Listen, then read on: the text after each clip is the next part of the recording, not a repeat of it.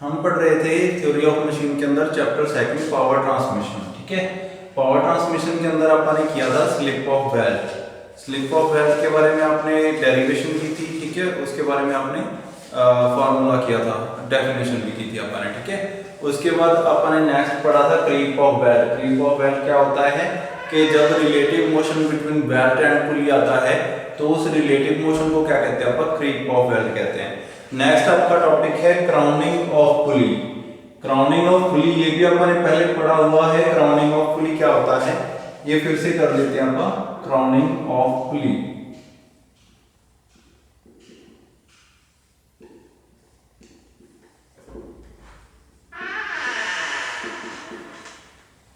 Basic पढ़ा था आपने। ठीक है, डिटेल में अब पढ़ते हैं कि क्राउनिंग क्या होता है। क्राउनिंग होता है, ध्यान देना कि जब आपकी पुली जो है थोड़ी सी इंक्लाइन बनाई जाती है। ठीक है, स्ट्रेट में ही रखी जाती है, वो मींस उसका जो सरफेस है वो थोड़ा सा इंक्लाइन होता है ताकि जो बेल्ट है वो आपकी उतरे ना उससे। ठीक है, उससे बाहर ना जाए। ध्यान देना, अब मैं एक पुली सरफेस बनाता हूं। ठीक है, उसके बाद क्राउनिंग के बारे में आप अच्छे से समझ जाओगे। ठीक है, ये एक पुली है जिसके ऊपर एक फ्लैट बेल्ट चल रही है। ठीक है, फ्लैट बेल्ट चल रही है इसके ऊपर और ये कनेक्टेड है नीचे दूसरी पुली से।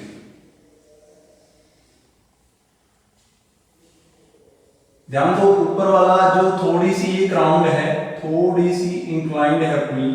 ठीक है, स्ट्रेट नहीं है, थोड़ी सी इंक्लाइंड है। ठीक है, नीचे वाला जो सरफेस है वो भी थोड़ा इंक्लाइंड है, वो दूसरी तरफ इंक्लाइंड हो सकता है या कैसे भी हो सकता है। अब ध्यान देना, ये आपकी पुली है। ठीक है, जो कि इंक्लाइंड है।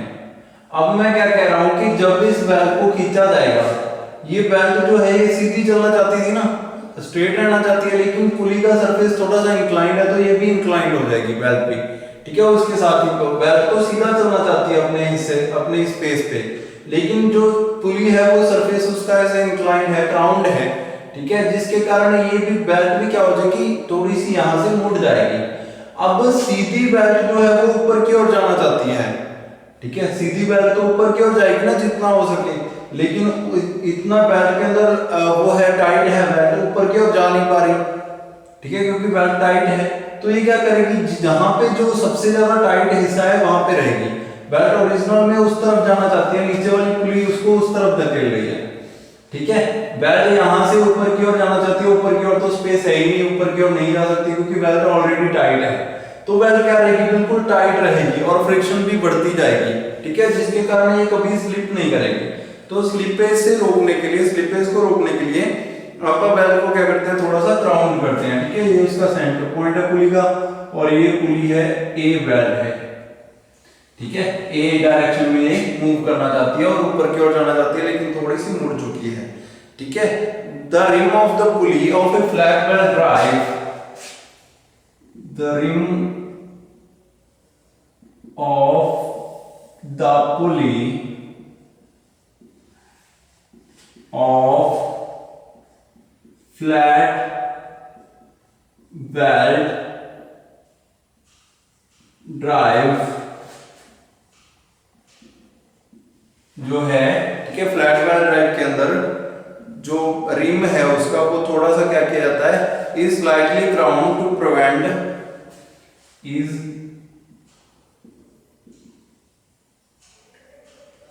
क्राउन, क्राउन कर दिया जाता है थोड़ा सा, क्राउनिंग का मतलब टेपरिंग कर देना, टू प्रिवेंट स्लिपेज,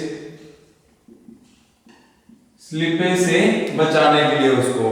ठीक है, स्लिपेज से बचाने के लिए उसको थोड़ा सा क्राउन कर दिया गया है ताकि वो स्लिपिंग ऑफ ना हो, prevent from the slipping off, prevent the slipping off the slippage, slipping off ऐसे भी लिख सकते हो। ठीक है, स्लिपिंग ऑफ का मतलब होता है कि उतर जाना। ठीक है, बेल्ट उतरेगी नहीं, स्लिपिंग ऑफ, बेल्ट का उतर जाना। अब ध्यान दो, बेल्ट इस तरफ उतर सकती है। ठीक ठीक है। इस तरफ तो जा ही नहीं रही बेल्ट, तो बेल्ट को नीचे वाली पुली उस तरफ धकेल रही है, तो बेल्ट ऊपर की ओर चढ़ना चाहती है। ऊपर इतना ऊपर जाएगी तो बेल्ट पहले ही छोटी है, ऊपर तो जा ही नहीं पा रही, ठीक है। बेल्ट का साइज यहाँ तक है बस, इससे ऊपर तो जा नहीं पाएगी, लेकिन जाना ऊपर की ओर चाहती है, नीचे की ओर तो वो जा ही नहीं रही, जिसके कारण वो कभी नहीं उतरेगी, ठीक है। तो इसको बोलते हैं आपका क्राउनिंग, ठीक है। Crowning of a surface is can be known as concave, या कॉन्केव कह सकते हो आप उसको, कॉन्केव सरफेस है, या कॉनिकल, सॉरी कॉन्केव नहीं, कॉन्वेक्स, कॉन्वेक्स सरफेस है, ठीक है, या आपका कॉनिकल सरफेस है, ठीक है, जो आपकी क्राउनिंग हुई हुई है, ठीक है, पुली के ऊपर। From preventing it to slipping off, slipping off से बचाने के लिए इसको यूज किया जाता है। और ये क्या होता है, थोड़ा सा इंक्लाइन कर देना पुली को, ताकि बेल्ट उससे उतरे ना, ठीक है। Slightly crowned to prevent slipping off from the belt, belt को स्लिपिंग ऑफ बाहर उतरने से रोकने के लिए आप इसको थोड़ा सा क्या करते हो, क्राउनिंग करते हो, ठीक है। उसको बोलते हैं crowning of pulley.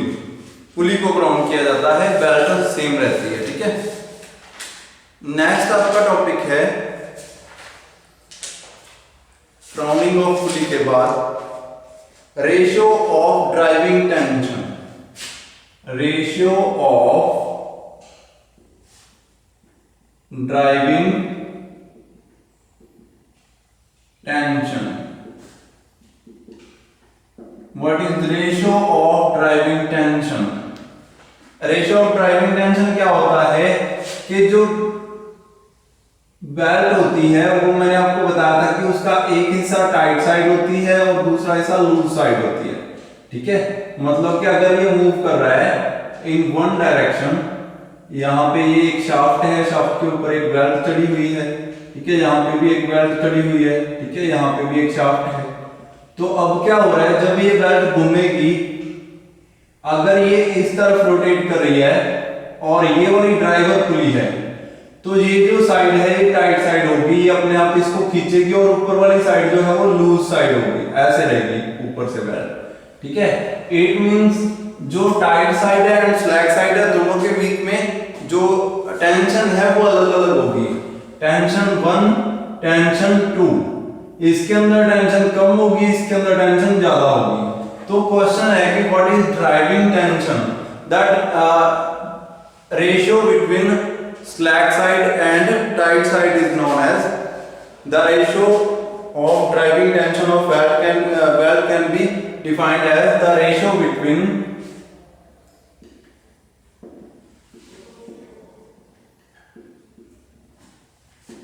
tight side of belt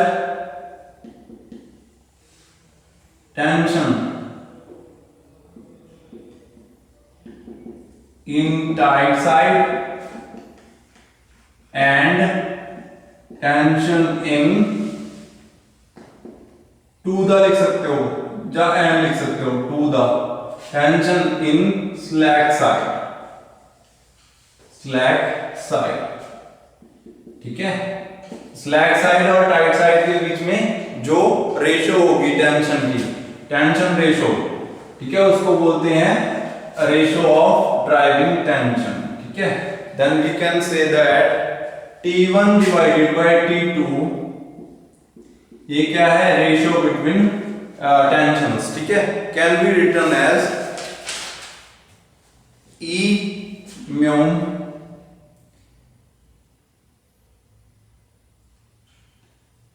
theta, ठीक है। थीटा जो होता है, ठीक है, E म्यू थीटा। अब यहां पे क्या है, जो आपका थीटा है, T1 क्या है, tension in tight side, tension in tight side, TIGST, tight side of belt. और T2 क्या है, tension in slack side of belt, slack side के अंदर जो टेंशन है।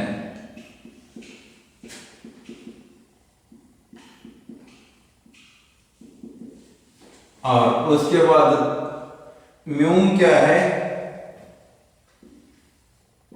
ये है coefficient of friction between belt and pulley, coefficient of friction between belt and pulley, belt and पुली के बीच में थीटा क्या है, एंगल ऑफ कांटेक्ट। ध्यान देना, यहां से लेकर यहां तक ये क्या है, कांटेक्ट एंगल है, ठीक है। अब यहां से बेल्ट जो है दूर होगी इससे, ठीक है। इस पॉइंट तक बेल्ट जो थी वो टच में थी, टच के बाद उसके बाद दूर होगी। Angle of contact between the belt and rim, angle of contact between belt and rim, कितना एंगल जो है वो एक साथ शेयर करते हैं। यहां से लेकर बेल्ट जो है रिम से दूर होगी, तो इस पॉइंट तक ये जो एंगल है पूरा, ठीक है, ये क्या होगा आपका एंगल ऑफ कांटेक्ट, मतलब कि थीटा, यहां से लेकर ये वाला, ठीक है, इसको बोलेंगे एंगल ऑफ कांटेक्ट थीटा, ठीक है। ये आ गया आपका इक्वेशन, बहुत इंपॉर्टेंट है, इसके ऊपर क्वेश्चन आएंगे, ठीक है।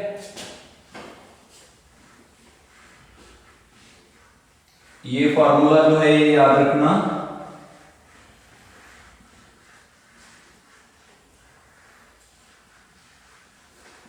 नेक्स्ट आपका टॉपिक बनता है इसी चैप्टर के अंदर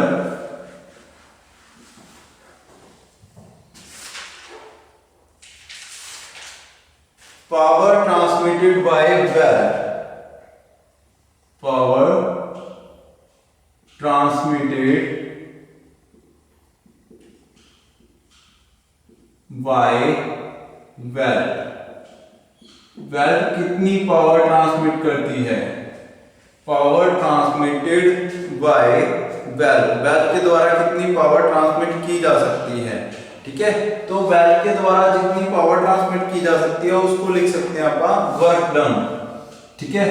वर्क डन जो होता है वो होता है velocity is equal to velocity into tension in tight side minus tension in slack side, ठीक है। Velocity into tension in tight side minus tension in slack side into newton metre per second, ठीक है। ये unit है इसकी Newton metre per second के अंदर आप इसको निकाल सकते हैं। ये है वर्क डन, ठीक है।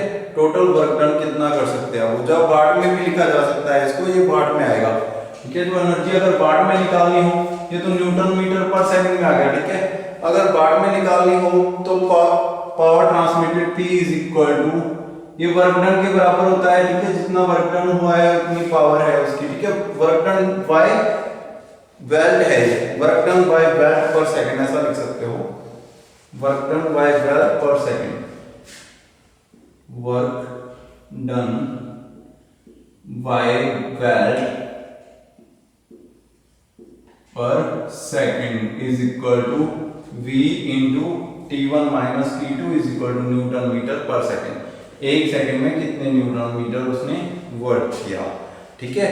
वही अगर पावर को उसमें लिखना हो वाट में, तो V is equal to P is equal to T1 minus T2 same to same into V divided by 1000, 1000 से डिवाइड कर दोगे तो वो क्या बन जाएगा, न्यूटन mm बन जाएगा, और ये क्या बन जाएगा आपका वाट बन जाएगा, ठीक है, इनटू v।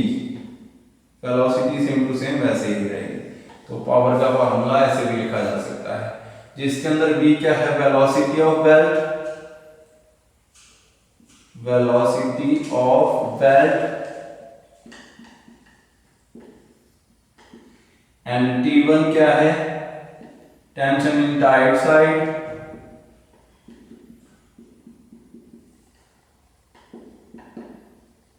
T2 क्या है, टेंशन इन स्लैक साइड, ठीक है। P क्या है, पावर ट्रांसमिशन। या पावर ट्रांसमिटेड इन वाट, ठीक है, यहाँ से वाट में आप कितने वाट या कितने वो उसके अंदर एनर्जी ट्रांसफर हुई है वो आप निकाल सकते हो। हॉर्स पावर किलोवाट में भी निकाल सकते हो, 1 किलोवाट में आ जाएगा, ठीक है, किलोवाट के अंदर आ जाएगा। अगर आपने उसको किलो उसमें रखा है, ठीक है, न्यूटन मीटर में रखा है तो किलोवाट आ जाएगा। और किलोवाट को आप हॉर्स पावर में भी कन्वर्ट कर सकते हो। अगर हॉर्स पावर में कन्वर्ट करना है इसको, ये तो किलोवाट में आएगा।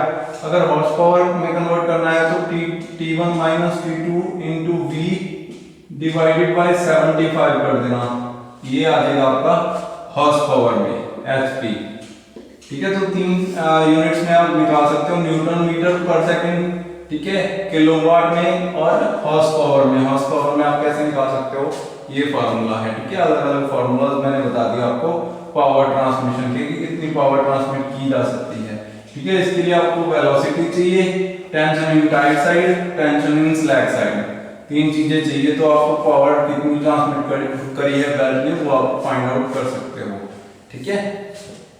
नेक्स्ट जो आपका टॉपिक बनता है centrifugal tension in a belt. कितनी सेंट्रीफ्यूगल टेंशन एक बेल्ट के अंदर रहती है। सेंट्रीफ्यूगल टेंशन जो होती है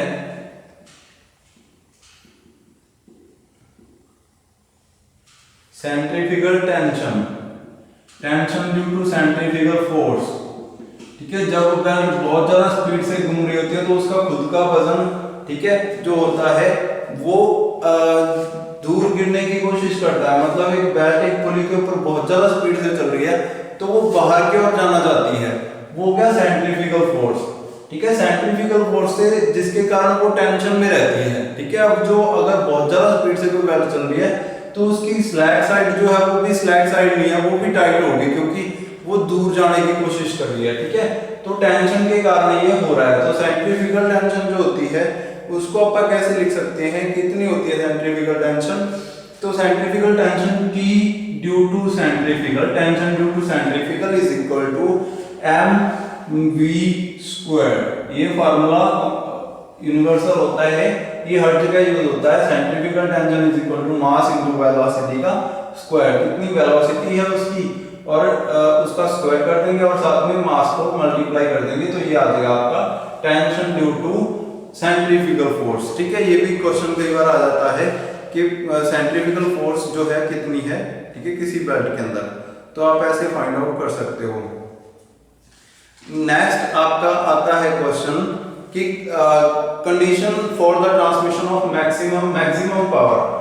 मैक्सिमम पावर के लिए कौन सी कंडीशन फॉलो करेगी बेल्ट, कौन सी कंडीशन होगी जब बेल्ट मैक्सिमम पावर ट्रांसमिट कर रही है। मैक्सिमम पावर जो है अगर बेल्ट ट्रांसफर कर रही है, transferred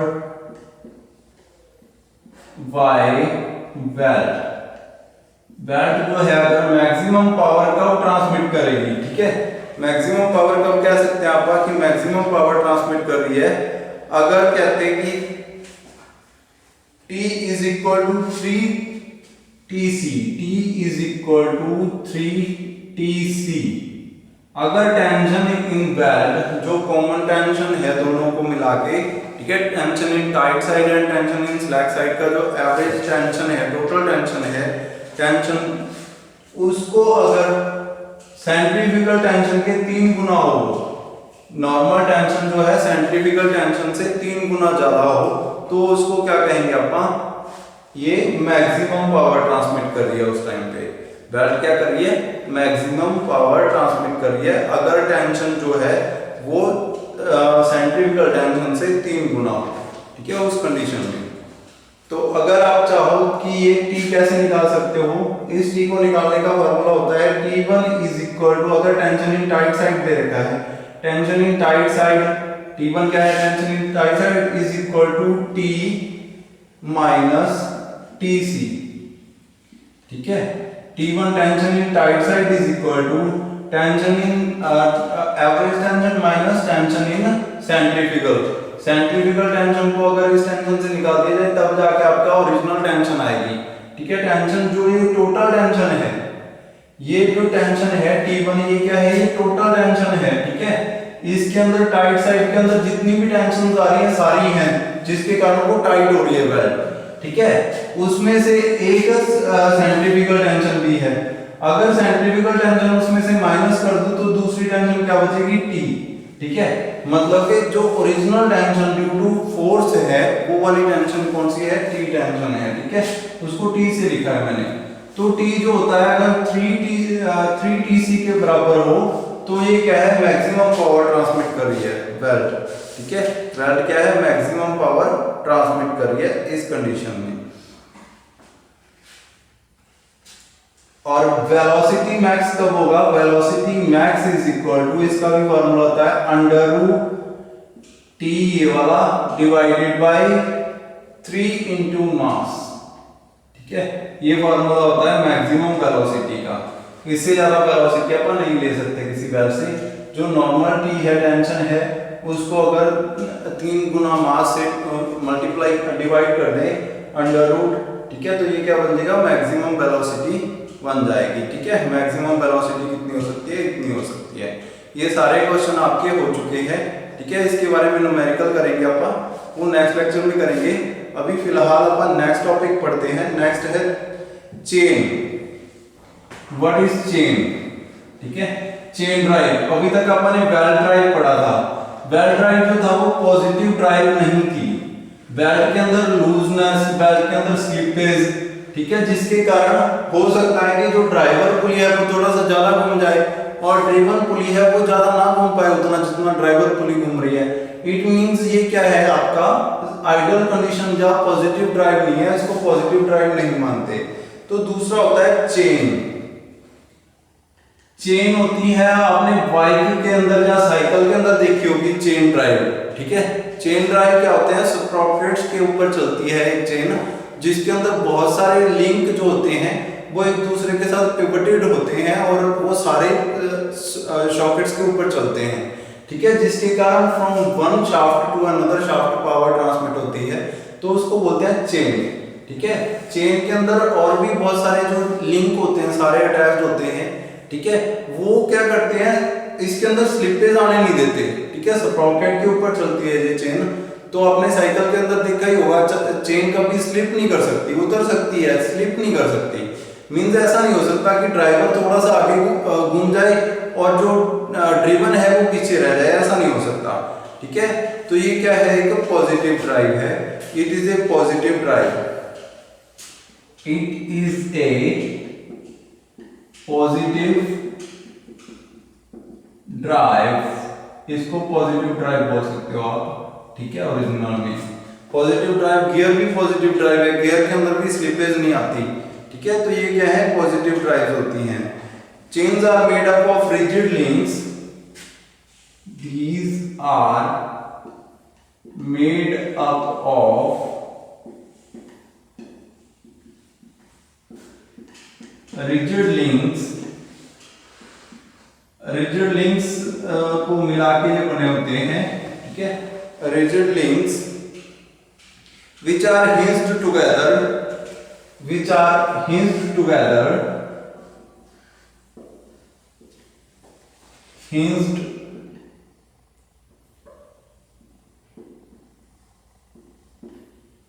hinged together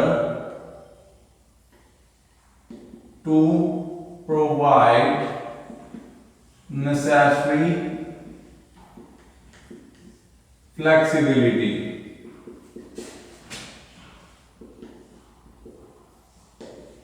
necessary flexibility लाने के लिए उसके अंदर, ठीक है, हिंज्ड जॉइंट, हिंज्ड जॉइंट कौन से होते हैं, जिसमें एक तरफ से मूव कर सके कोई बॉडी। जैसे अब मैंने इसको यहां से पकड़ रखा है तो ये हिंज्ड जॉइंट है, ये अपनी जगह पे ऊपर नीचे मूव कर सकता है। ऐसे ही चेन होती है, चेन में एक लिंक ने दूसरे लिंक को हिंज्ड जॉइंट बनाया हुआ होता है उसके साथ, मतलब कि चेन का एक जो लिंक है उसके साथ दूसरा लिंक जो है वो ऊपर नीचे मूव कर सकता है और पीछे वाला लिंक उससे पीछे वाले लिंक से ऊपर नीचे मूव कर सकता है। चेन की क्या खासियत थी, मैंने आपको बताया था जब चेन पढ़ी थी आपने कि चेन की खासियत क्या है।